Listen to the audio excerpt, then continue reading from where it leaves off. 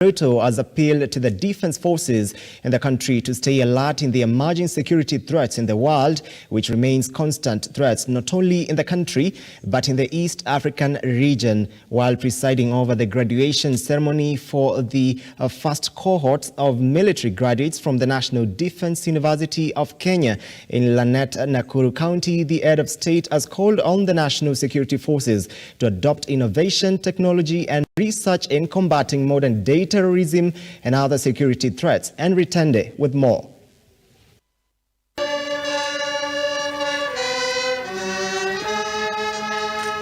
The inaugural graduation ceremony at the National Defense University of Kenya in Lanet, Nakuru County. Several men and women from the disciplined forces graduating today after successfully completing enhanced training in the field. A function that was attended by the Commander-in-Chief President William Ruto, Defense Cabinet Secretary Aden Duale, and Education Cabinet Secretary Ezekiel Machogu. From allied countries with studies. The National Defense Forces have received accolades nationally and internationally for their capacity and professionalism in maintaining peace in the region. This, though President William Ruto says, should not make them get complacent.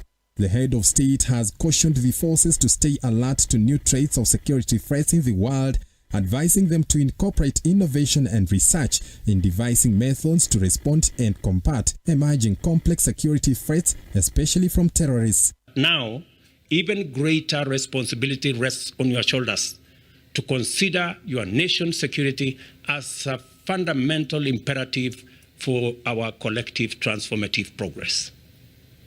I therefore challenge you to embrace your role as leaders and commanders with a strong sense of purpose, vision, curiosity, inspiration, and most importantly, patriotism.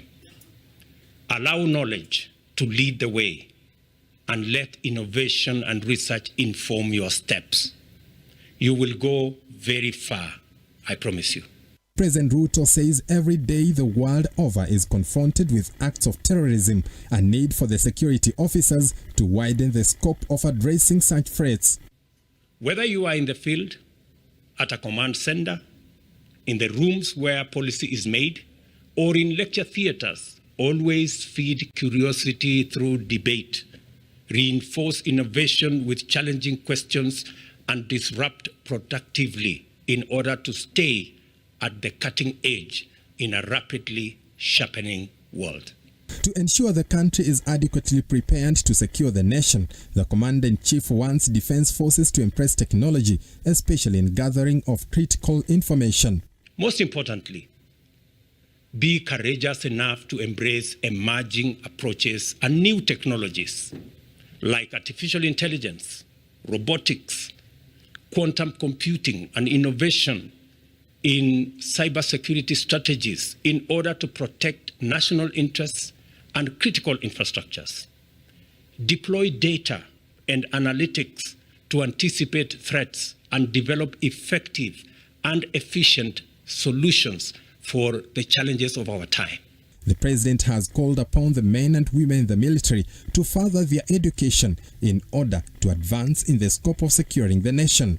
Remain alert to opportunities to collaborate across disciplines and enrich your decisions with input from experts in diverse fields. This is how you build and sustain capacity to prevail in the face of complex challenges.